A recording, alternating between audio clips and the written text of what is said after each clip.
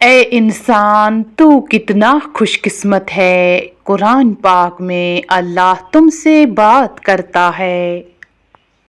حضرت علی رضی اللہ تعالی عنہ نے فرمایا، جس زبان سے جھوٹ نکلنا بند ہو جائے اس زبان سے نکلی ہوئی ہر دعا قبول ہوتی ہے۔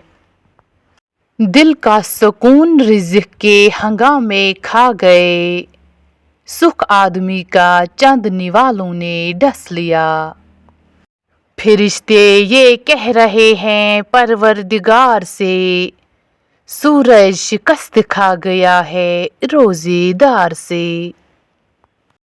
حق پہ ہے تو ڈٹ جائیں، آنا پر ہے تو پیچھے ہٹ جائیں۔ وہ رب آنسو بھی پڑھ لیتا ہے، بول نہیں سکتے تو رو لیا کرو۔ اگر یہ وقت آزمائش کا ہے تو اگلا وقت معجزوں کا ہوگا۔ ہم نے چھوڑ دیے وہ لوگ جنہیں ضرورت تھی قدر نہیں۔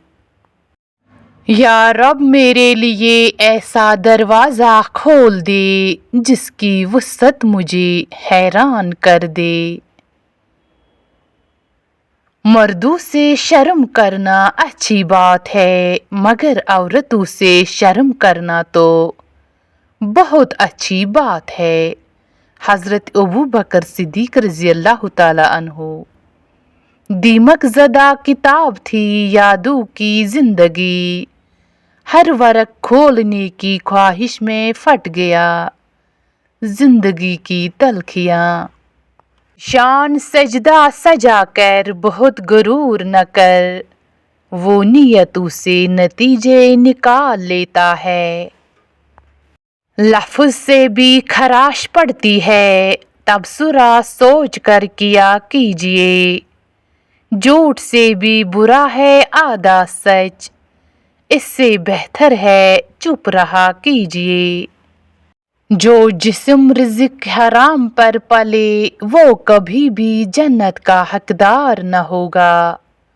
حضرت ابوبکر صدیق رضی اللہ تعالی عنہ۔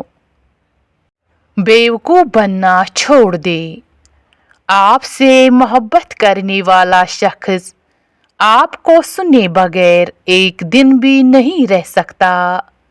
کوئی بھی اپنی زندگی میں اتنا مصروف نہیں ہوتا کہ وہ اپنے کسی خاص شخص کے لیے چند لمحے بھی نہ نکال سکیں، اس لیے بیوقوف بننا چھوڑ دیں۔